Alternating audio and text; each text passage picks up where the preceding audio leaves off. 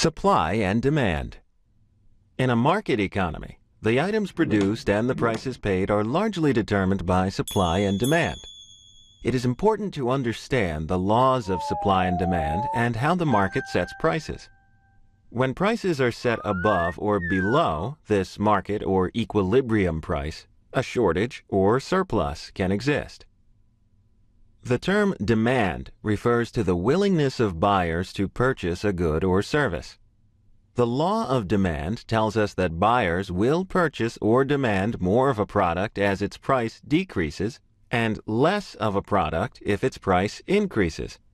For example, imagine that you are renting out apartments near a college campus. If rent is very high for the apartments, few students will be interested in renting the apartments. However, as the price drops, you will experience greater interest in the apartments for rent. As you can see, the demand curve is downward sloping on a graph where the x-axis refers to quantity demanded and the y-axis refers to price.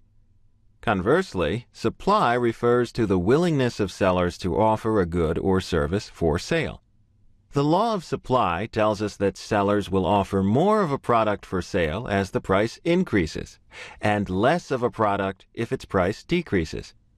For example, if students are willing to pay high rent for apartments close to campus, more businesses will be interested in offering them for rent. As you can see, the supply curve is upward sloping on a graph where the x-axis refers to quantity supplied and the y-axis refers to price.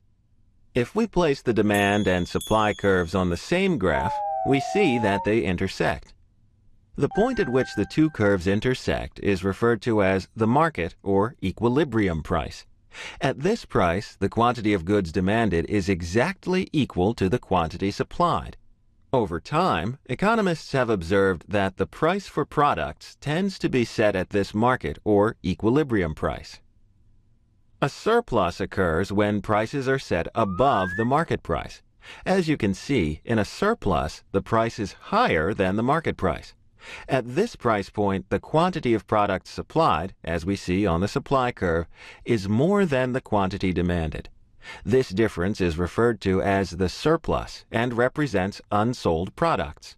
In our example of apartments, we see that when prices are set too high, some students will be unwilling to rent in an area, and landlords will find that some of their rental properties sit empty. This is less than ideal, as unsold units don't generate income for the business. Over time, we tend to see that the market responds to a surplus by a decrease in price towards the market or equilibrium price. The opposite of a surplus is a shortage. A shortage occurs when prices are set below the market price. At this price point, the quantity of products supplied, as we see on the supply curve, is less than the quantity demanded. This difference is referred to as the shortage and represents potential buyers who are not able to purchase the good or service. In our example of apartments, we see that when prices are set too low, apartments will rent very quickly, and some potential renters will be unable to find an apartment in the area. This is less than ideal, as there will be unsatisfied demand and reflects an inefficient market.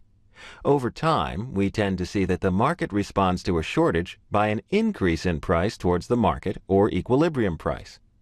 Prices will increase until the supply equals the demand. Every business must carefully consider the laws of supply and demand when deciding how to price their products and how much of their product they should offer for sale.